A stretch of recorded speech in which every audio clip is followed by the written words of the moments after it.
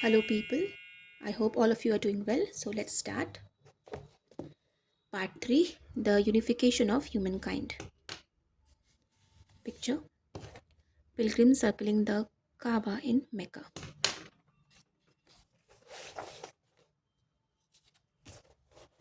Chapter 9, The Arrow of History. After the agricultural revolution, human societies grew ever larger and more complex, while the imagined constructs sustaining the social order also became more elaborate. Myths and fictions accustomed people nearly from the moment of birth to think in certain ways, to behave in accordance with certain standards, to want certain things, and to observe certain rules. They thereby created artificial instincts that enable millions of strangers to cooperate effectively. This network of artificial instinct is called culture.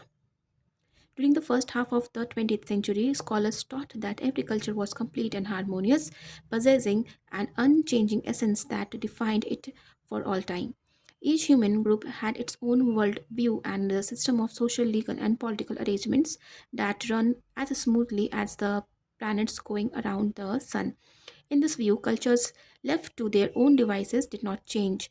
They just kept going on the same space and in the same direction. Only a force applied from outside could change them. Anthropologists, historians, and politicians thus refer to Samoan culture or Tasmanian culture as if the same beliefs and norms and values had characterized Samoans and Tasmanians from time immemorial. Today, most scholars of culture have concluded that the opposite is true. Every culture has its peak beliefs, typical beliefs, norms, and values, but these are in constant flux. The culture may transform itself in response to changes in its environment or through interaction with the neighboring cultures, but cultures also undergo transitions due to their own internal dynamics. Even a completely isolated culture existing in an ecologically stable environment cannot avoid change. Unlike the laws of physics, which are free of inconsistencies, every man made order is packed with internal contradictions. Culture are constantly trying to reconcile these contradictions, and this process fuels change. For instance, in medieval Europe, the nobility believed in both Christianity and chivalry. A typical nobleman went to church in the morning and listened as a priest held forth on the lives of the saints. Vanity of vanities, said the priest. All is vanity. Riches, lust, and honor are dangerous temptations. You must rise above them and follow in Christ's footsteps. Be meek like him, avoid violence and extravagance and if attacked, just turn the other cheek. Returning home in a meek and pensive mood, the nobleman would change into his best skills and go to a banquet in his lord's castle. There the wine flowed like water, and minstrels sang of Lancelot and the Guinevere, and the guests exchanged dirty jokes and bloody war tales. It is better to die, declared the parents, than to live with shame. If someone questions your honor, only blood can wipe out the insult. And what is better in life than to see your enemies flee before you and their pretty daughters tremble at your feet? The contradiction was never fully resolved, but as the European nobility, clergy, and commoners grappled with it, their culture changed. One attempt to figure it out produced the Crusaders. On crusade knights could demonstrate their military prowess and their religious devotion at one stroke. The same contradiction produced military orders such as the Templars and Hospitallers, who tried to mesh Christian and chivalric ideals even more tightly. It was also responsible for a large part of medieval art and literature, such as tales of King Arthur and the Holy Grail.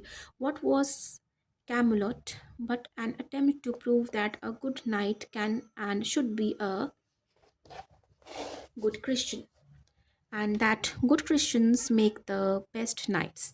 Another example is the modern political order. Ever since the French Revolution, people throughout the world have gradually come to see both equality and individual freedom as fundamental values.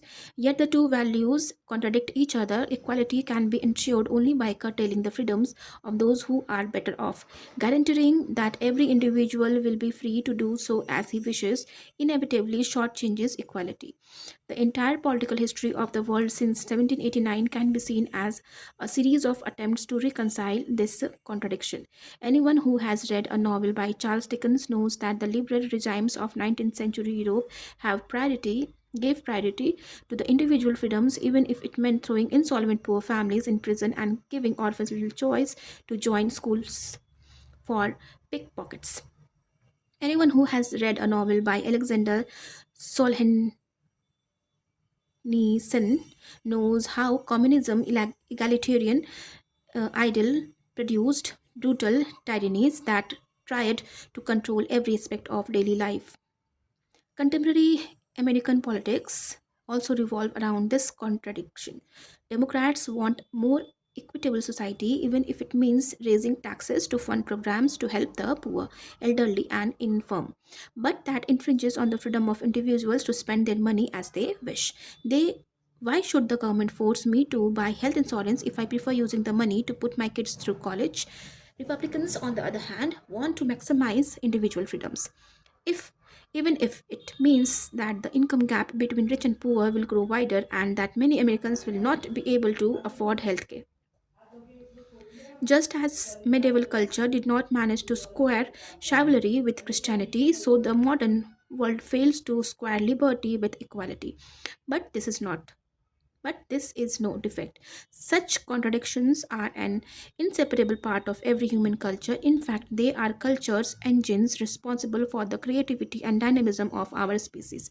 Just as when two clashing musical notes played together force a piece of music forward, so discord in our own thoughts, ideas, and values compels us to rethink, reevaluate, and criticize. Consistency is the playground of dull minds. If tensions, conflicts, and irresolvable dilemmas are the spice of every culture, a human being who belongs to any particular culture must hold contradictory belief, and if driven by incomparable, incompatible values, it's such an essential feature of any culture that it even has a name: cognitive dissonance. Cognitive dissonance is often considered a failure of human psyche. In fact, it is a vital asset. People been unable to hold contradictory beliefs and values, it would probably have been impossible to establish and maintain any human culture. If, say, a Christian really wants to understand the Muslims who attend that mosque down the street, he shouldn't look for a pristine set of values that every Muslims holds dear. Rather, he should inquire into the catch 22s of Muslim culture, those places where rules are at war and standards scuffles. It's at the very spot where the Muslims teeter between two imperatives that you will understand them best. The spy satellite. Human cultures are in constant flux. Is this flux completely random or does it have some overall pattern? In other words, does history have a direction? The answer is yes. Over the millennia, small simple cultures gradually coalesce into bigger and more complex civilizations, so that the world contains fewer and fewer mega cultures, each of which is bigger and more complex. This is, of course, a very crude generalization, true only at the macro level. At the macro level, it seems that for every group of cultures that coalesces into a mega culture, there's a mega culture that breaks up into pieces. The Mongol Empire expanded to dominate a huge swath of Asia and even parts of Europe, only to shatter into fragments. Christianity converted hundreds of millions of people at the same time that it splintered into innumerable sects. The Latin language spread through Western and Central Europe, then split into local dialects that themselves eventually became national languages. But these breakups are temporary reversals in an inexorable trend towards unity. Perceiving the direction of history is really a question of vantage point.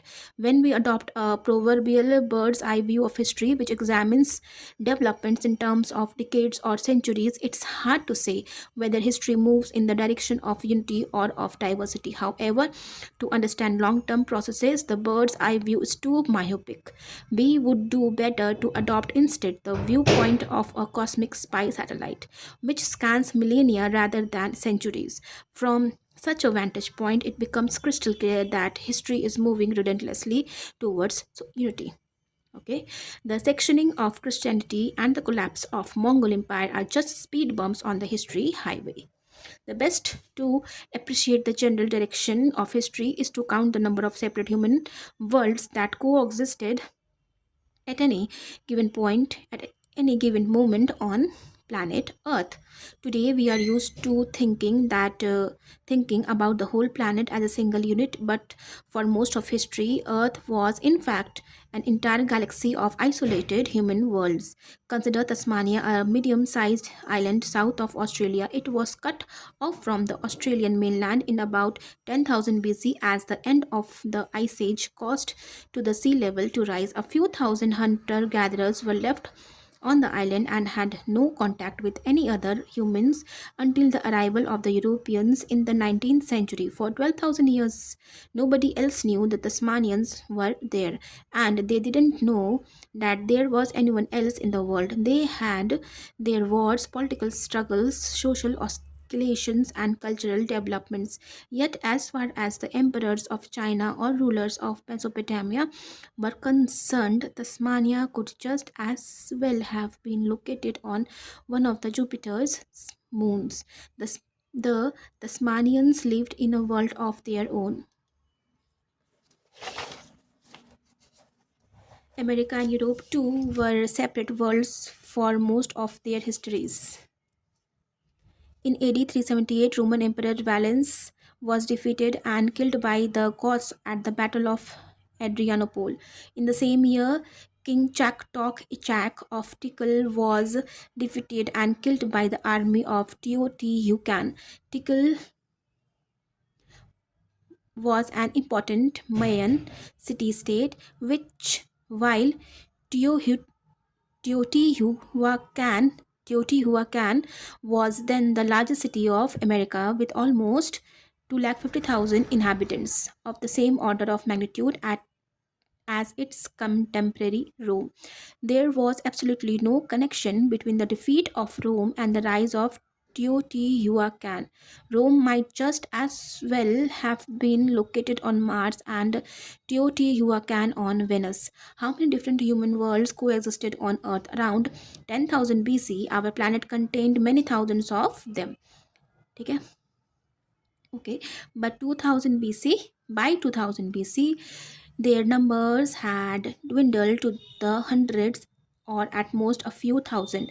By AD 1450, their numbers had declined even more drastically. At the time, just prior to the age of European exploitation, Earth still contained a significant number of dwarf worlds such as Tasmania, but close to 90% of humans lived in a single mega world, the world of Afroasia. Most of Asia, most of Europe, and most of Africa, including substantial chunks of sub-Saharan Africa, were already connected by significant cultural, political, and economic ties. Most of the remaining tenth of the world's human population was divided into four worlds of considerable size and complexity. The Mesoamerican world, which encompassed most of Central America and parts of North America.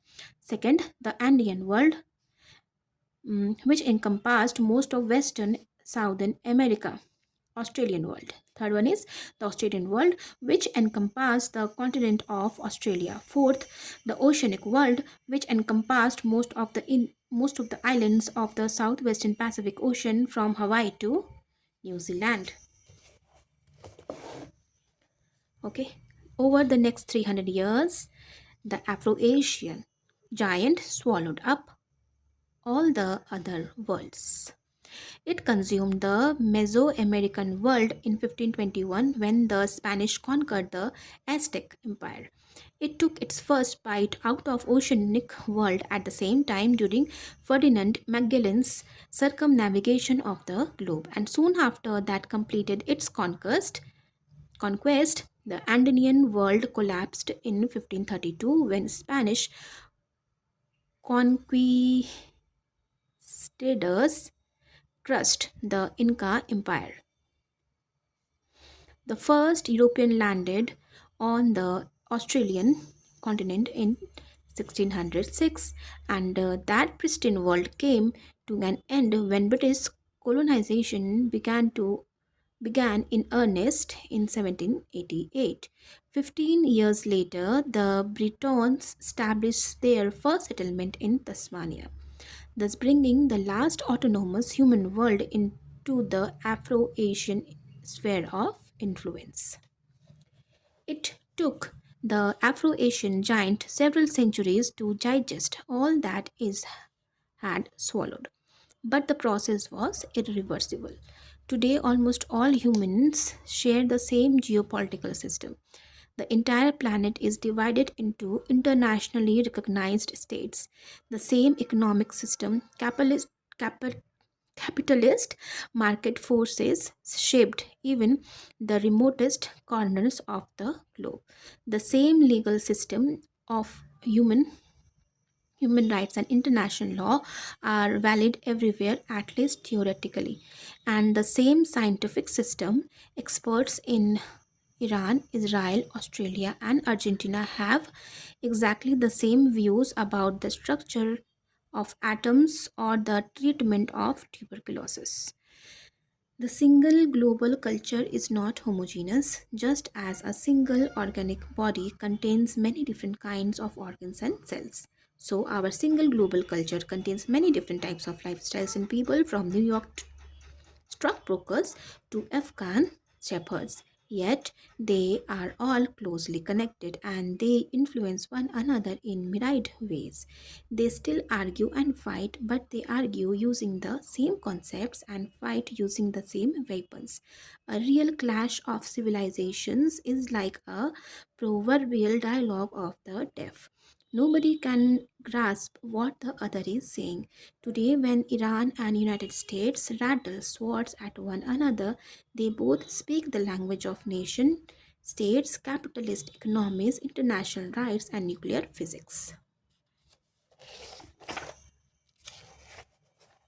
Okay, this is the map.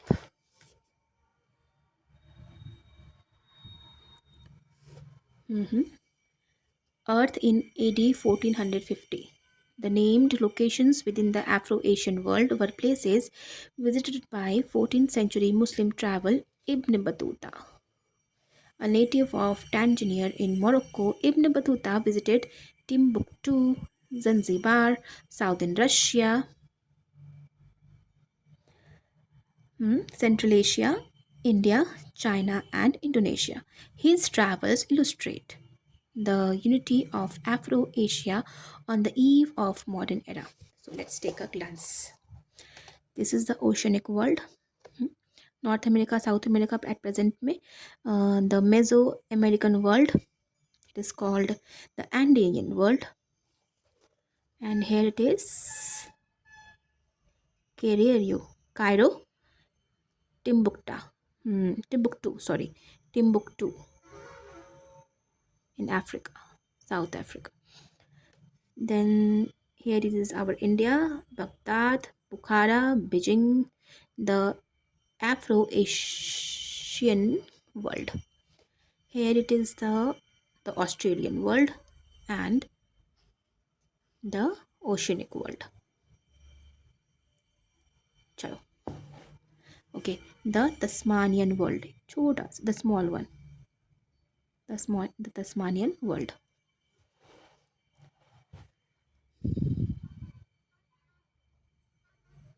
We still talk a lot about authentic cultures, but if by authentic we mean something that developed independently and that consists of ancient local traditions free of external influences, then there are no authentic cultures left on earth. Over the last few centuries, all cultures were changed almost beyond recognition by a flood of global influences.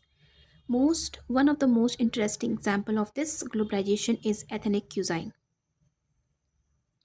It is an Italian restaurant. We expect to find spaghetti in tomato sauce in Polish and Irish restaurants, lots of potatoes. In an Argentinian restaurant, we can choose between dozens of kinds of beef sticks. In an Indian restaurant, hot chilies are incorporated into just about everything. And the highlight at any Swiss cafe is thick hot chocolate under an alp of whipped cream. Hmm. But none of these foods is native to those nations. Tomatoes, chili, peppers, and cocoa are all Mexican in origin. Okay, they reached Europe and Asia only after the Spaniards conquered Mexico. Julius Caesar and Dante Alighieri never twirled tomato-drenched spaghetti on their forks. Even forks hadn't been invented yet. William Tell never tasted chocolate, and Buddha never spiced up his food with chili. Potatoes reached Poland and Ireland no more than 400 years ago. The only stick you could obtain in Argentina in 1492 was llama, from a llama. Hollywood films have perpetuated an image of the Plains Indians as brave horsemen courageously charging the wagons of European pioneers to protect the customs of their ancestors. However, these Native American horsemen were not the defenders of some ancient authentic culture. Instead, they were the product of a major military and political revolution that swept the plains of western North America in the 17th and 18th century, a consequence of the arrival of European horses. In 1492, there were no horses in America. The culture of the 19th century, Sioux and Apache, had many appealing features, but it was a modern culture, a result of global forces much more than authentic. The global vision. From a practical perspective, the most important stage in the process of global unification occurred in the last few centuries when empires grew and trade intensified. Ever tightening links were formed between the people of Afroasia, America, Australia, and Oceania. Thus, Mexican chili peppers made it into Indian food and Spanish cattle began grazing in Argentina. Yet, from an ideological perspective, an even more important development occurred during the first millennium BC when the idea of universal order took root. For thousands of years previously, history was already moving slowly in the direction of global unity, but the idea of universal order governing the entire world was still alien to most people.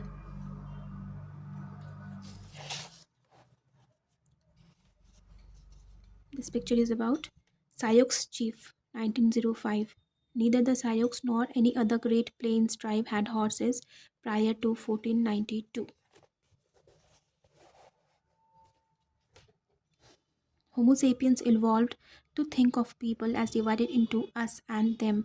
Us was the group immediately around you, whoever you were, and them was everyone else. In fact, no social animal is ever guided by the interests of the entire species to which it belongs. No chimpanzee cares about the interest of the chimpanzee species. No snail will lift a tentacle for the globe snail community. No lion alpha male makes a bid for becoming the king of all lions, and at the entrance of no beehive can one find the slogan worker bees of the world unite. The but beginning with the cognitive revolution, Homo sapiens became more and more exceptional in this respect. People began to cooperate on a regular basis with complete strangers whom they imagined as brothers or friends. Yet this brotherhood was not universal. Somewhere in the next valley and or beyond the mountain range, one could still sense them when the first pharaoh means united Egypt around 3000 BC, it was clear to Egyptians that Egypt had a border, and beyond the border lurked barbarians. The barbarians were alien, threatening, and interesting only to the extent that they had land or natural resources that the Egyptians wanted. All the imagined orders people created tended to ignore a substantial part of humankind. The first millennium BC witnessed the appearance of three potentially universal orders whose devotees could for the first time imagine the entire world and the entire human race as a single unit governed by a single set of laws. Everyone was us, at least potentially. There was no longer them. The first universal order to appear was economic, the monetary order. The second universal order was political, the imperial order. The third universal order was religious, the order of universal religious religions such as Buddhism, Christianity, and Islam. Merchants, conquerors, and prophets were the first people who managed to transcend the binary evolutionary division, us versus them, and to foresee the potential unity of humankind. But for the sorry for the merchants, the entire world was a single market, and all humans were potential customers. They tried to establish an economic order that would apply to all everywhere. For the conquerors, sorry for the background noise. I'm trying to finish this chapter within 2 3 minutes, so please bear. For the conquerors, the entire world was a single empire, and all humans were potentially subjects. And for the prophets, the entire world held a single truth, and all humans were potential believers. They too tried to establish an order that would be applicable for everyone everywhere. During the last three millennia, people made more and more ambitious attempts to realize that global vision. The next three chapters discuss how money, empires, and universal religions spread and how they laid the foundation of the united world today. We begin with the story of greatest conqueror in the history. In history, a conqueror possessed of extreme tolerance and adaptability, thereby turning people into ardent disciples.